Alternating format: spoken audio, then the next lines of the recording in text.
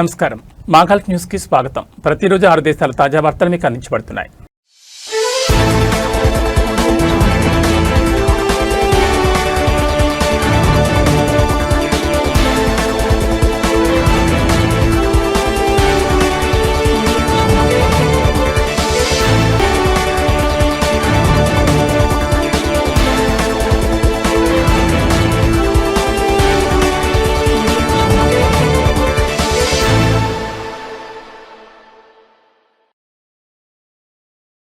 యూఏఈలో consular సహాయక సేవలను outsourcing చేసేందుకు అబుదాబిలోని భారత రాయబార కార్యాలయం అల్హింద్ టూర్ అండ్ ట్రావెల్స్ ప్రైవేట్ లిమిటెడ్కు ఒక కాంట్రాక్ట్ను అప్పగించింది. ఈ మేరకు ఒక అధికారిక ప్రకటన జారీ చేసింది. ఈ కాంట్రాక్ట్లో అబుదాబిలోని రాయబార కార్యాలయం మరియు దుబాయ్లోని భారత కాన్సులేట్ జనరల్లో passport, visa, OCI, police clearance సర్టిఫికెట్లు, సరెండర్ సర్టిఫికెట్లు, గ్లోబల్ ఎంట్రీ ప్రోగ్రామ్ వెరిఫికేషన్ మరియు సంబంధిత అటెస్టేషన్ సహాయంతో సహా పలు సేవలున్నాయి. నవంబర్ 2025 జారీ చేసిన టెండర్లను అనుసరించి ఈ నిర్ణయం తీసుకున్నారు. షార్ట్ లిస్ట్ చేసిన 4 కంపెనీల ఆర్థిక బిడ్లను మార్చి 30 తెరిచారు. ఆర్థిక బిడ్లను పరిశీలించిన తర్వాత messrs Alhind tours and travels private limited వారి ఆర్థిక బిడ్ను అత్యల్ప ఆర్థిక బిడ్ L1గా ప్రకటించి కాంట్రాక్ట్ను కేటాయించడం జరిగిందని రాయబార కార్యాలయం తెలిపింది. బిఎల్ఎస్ ఇంటర్నేషనల్ చాలా సంవత్సరాలుగా యూఏఈలో భారత కాన్సులర్ అవుట్సోర్సింగ్ సేవలను నిర్వహించిన విషయం తెలిసిందే. అబుదాబిలోని రాయబార కార్యాలయం మరియు దుబాయ్లోని భారత కాన్సులేట్ జనరల్లో విస్తృత శ్రేణి సేవలను అవుట్సోర్సింగ్ చేయడానికి నవంబర్ 2025 జారీ చేసిన టెండర్ను అనుసరించి ఈ నిర్ణయం తీసుకున్నట్లు అబుదాబిలోని భారత రాయబార కార్యాలయం ప్రకటించింది.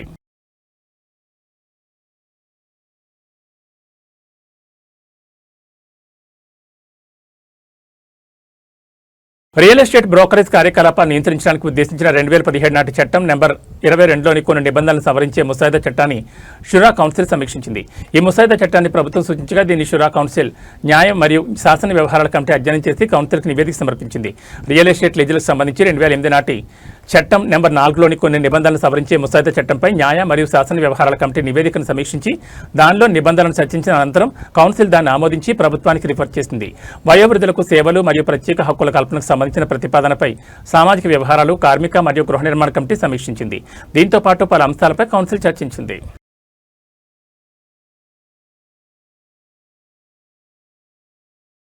వైద్య సిబ్బంది నియామకానికి సంబంధించి కొత్త నిబంధనలను కువైట్ ప్రవేశపెట్టింది. 2027 జనవరి 1 నుండి అమల్లోకి వచ్చే నిబంధనలకు ఆరోగ్య మంత్రిత్వ శాఖ మద్దతు తెలిపింది.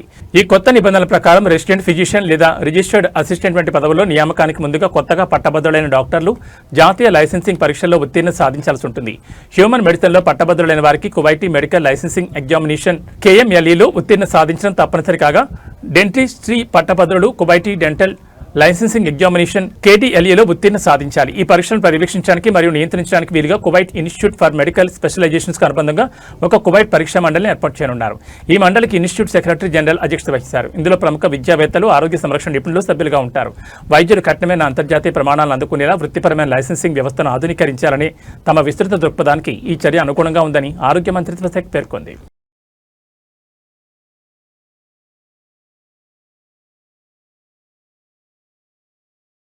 లోకలైజ్డ్ ఉద్యోగాల్లో విదేశీ కార్మికుల స్థానంలో బహ్రెయిన్ జాతీయులను నియమించడానికి మద్దతుగా ప్రభుత్వం మద్దతిచ్చే తాత్కాలిక పథకాన్ని ప్రవేశపెట్టాలని ఎంపీ డాక్టర్ మునీర్ సెరీర్ ఒక అత్యవసర ప్రతిపాదనను పార్లమెంట్ ముందు పెట్టారు. కొత్త నియామకాలకు కాకుండా నేరుగా ఉద్యోగాల భర్తీకి మద్దతు కార్యక్రమాన్ని ప్రారంభించాలని కార్మిక మంత్రిత్వ శాఖ, కార్మిక మార్కెట్ నియంత్రణ అథారిటీ మరియు తమ్కిన్లను కోరారు. ఈ ప్రణాళిక ప్రకారం ఒక యజమాని ఒక పదవి నుండి విదేశీ కార్మికులను తొలగించి అదే స్థానంలో అర్హత కలిగిన బహ్రెయిన్ వాసులను నియమించినప్పుడు మాత్రమే ఆర్థిక మరియు ఉపాధి మద్దతు అందించాలని సూచించారు. ఈ మద్దతు బహ్రెయిన్ వాసులకు ఉద్యోగ స్థిరత్వాన్ని నిర్ధారించడంలో సహాయపడుతుందన్నారు. కొన్ని వ్యాపారాలను ప్రభావితం చేస్తున్న ప్రస్తుత ఆర్థిక ఒత్తిళ్లకు ఇది పరిష్కారం ఉంటుందని డాక్టర్ సెదూర్ అన్నారు. పౌరులకు ఉపాధి అవకాశాలను పెంచుతూనే సంస్థలు ఖర్చులను తగ్గించుకోవడానికి సహాయపడుతుందని ఆయన పేర్కొన్నారు. ఇది కార్మిక మార్కెట్ స్థానికీకరణకు వేగవంతమైన విధానమని ఆయన తెలిపారు. కార్మిక మార్కెట్లో వేగవంతమైన ఫలితాలను సాధించడానికి ఇప్పటికే ఉన్న తమ్కీన్ కార్యక్రమాలను మరింత మెరుగ్గా ఒక నిర్దిష్ట కాలానికి పరిమితం చేయాలని కూడా ఈ ప్రతిపాదన సూచిస్తుందన్నారు.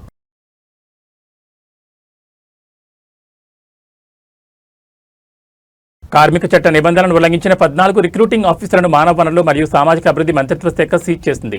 2026 మొదటి త్రైమాసికంలో రిక్రూటింగ్ కార్యాలయాల్లో నిర్వహించిన తనిఖీల సందర్భంగా ఈ చర్యలు తీసుకున్నట్టు తెలిపింది. నియామక రంగంలో నిబంధనల పాటింపు స్థాయిలను పెంచడం మరియు అన్ని పక్షాల హక్కులను పరిరక్షించడం కోసం నిరంతరం ప్రయత్నాల్లో భాగంగా ఈ తనిఖీలు చేపట్టినట్లు మంత్రిత్వ శాఖ వెల్లడించింది. 14 నియామక కార్యాలయాల్లో అనేక ఉల్లంఘనలను గుర్తించినట్లు తెలిపింది. 3 నియామక కార్యాలయాలను తక్షణమే సస్పెండ్ చేయగా నిర్దేశిత కాలపరిమితిలోగా ఉల్లంఘనలను సరిదిద్దడంలో విఫలమైన మరో 11 కార్యాలయాల లైసెన్సులను రద్దు చేసినట్లు చేసినట్లు పేర్కొంది. నియామక కార్యకలాపాలు మరియు కార్మిక సేవా నిబంధనలను ఉల్లంఘించడం, లబ్ధిదారులకు చెల్లించాల్సిన నిధులను తిరిగి చెల్లింపులో జాప్యం, లబ్ధిదారుల ఫిర్యాదులను పరిష్కరించడంలో విఫలమవడం వంటివి ఈ ఉల్లంఘనలో ఉన్నాయని తెలిపింది. రిక్రూటింగ్లో ఏదైనా ఉల్లంఘనలను 92002866 నెంబర్లోని కాల్ సెంటర్ ద్వారా లేదా ముసానెట్ యాప్ ద్వారా నివేదించాలని మంత్రిత్వ శాఖ కోరింది.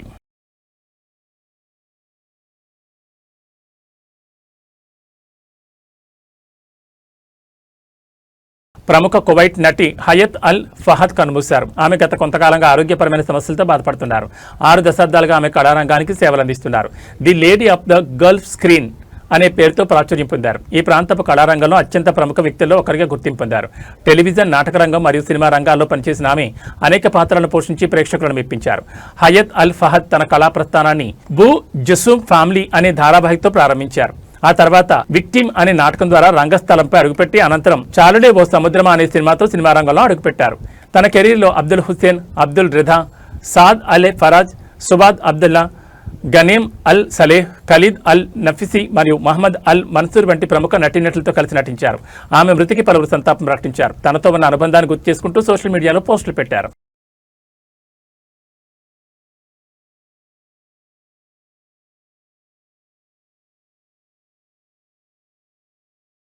ఇవి మా కల్పన విశేషాలు. మరో బులెటిన్లో మళ్ళీ కలుసుకుందాం. నమస్కారం.